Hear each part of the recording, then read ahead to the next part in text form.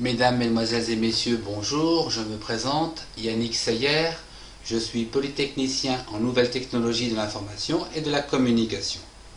Aujourd'hui, je voudrais vous présenter un cours de base sur les réseaux, à savoir le modèle OSI et les protocoles de réseau. Le modèle OSI, Open System Interconnection.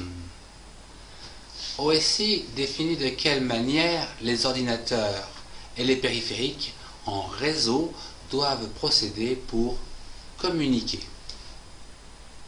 Le système OSI se décompose en 7 couches consécutives et chaque couche est responsable de l'un des aspects de la communication du réseau. Pour que le réseau fonctionne, il faut que tous les composants matériels et logiciels soient aux normes pour communiquer. Je vous propose de suivre ce qu'il se passe au niveau des données de l'ordinateur qui est ici et de le suivre dans le modèle OSI afin de transférer les données à un autre ordinateur qui se trouve de l'autre côté. Donc dans cette partie OSI, les données vont rencontrer une première couche qu'on appelle la couche d'application.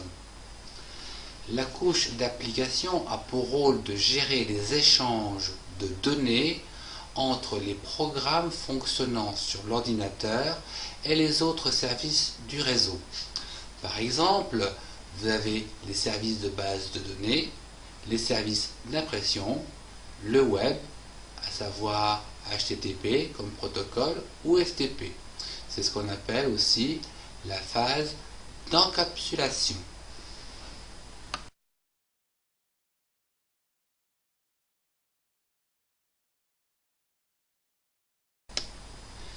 Après la couche d'application, les données passent dans la couche de représentation. La couche de représentation convertit les informations d'un format à un autre format, comme par exemple la compression-décompression. Donc on a une compression qui va se trouver ici et inversement l'autre côté une décompression.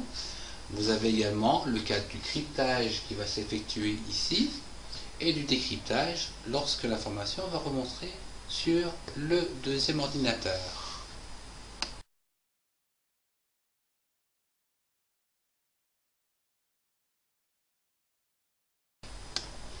À présent, les données ont passé la couche d'application, de représentation, ils arrivent dans la couche session.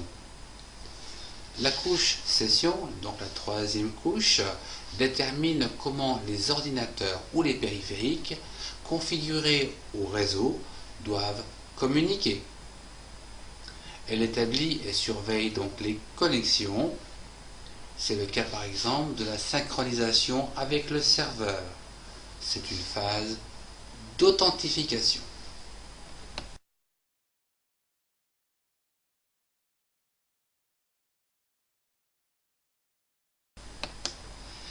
Les données de notre ordinateur ont passé les couches d'application, représentation, session et arrivent à présent dans la couche dite de transport.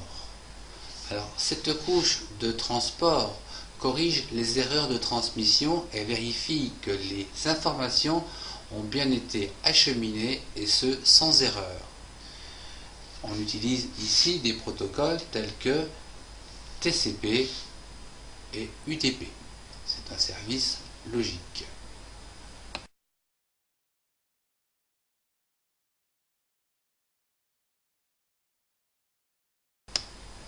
Voyons en présent où en sont nos données qui ont passé l'application, la présentation, la session et le transport. Il se trouve à présent au niveau de la couche réseau. Cette couche réseau identifie les ordinateurs connectés au réseau et détermine comment les informations transférées doivent être dirigées. Il s'agit ici d'une gestion de l'adressage IP. C'est une phase également de segmentation.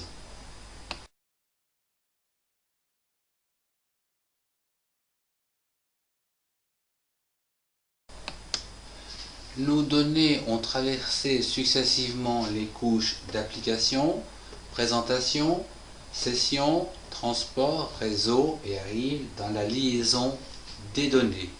Cette couche liaison de données subdivise les données en sous-groupes pour les transférer au sein du réseau. C'est là où se trouvent les cartes réseau, les passerelles, les switches. Le rôle de cette phase est surtout la détection des collisions et la gestion du protocole Wi-Fi.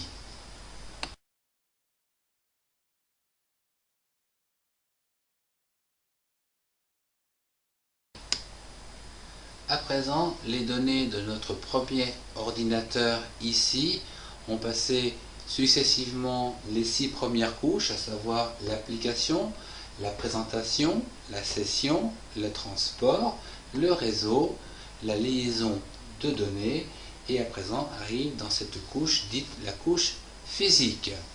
Cette dernière détermine comment le support de transmission, à savoir le câble par exemple, doit être connecté à l'ordinateur. Elle indique également comment les informations électriques doivent circuler au sein du réseau. C'est là où nous trouvons les câbles et bien sûr les prises RJ45 et NBC.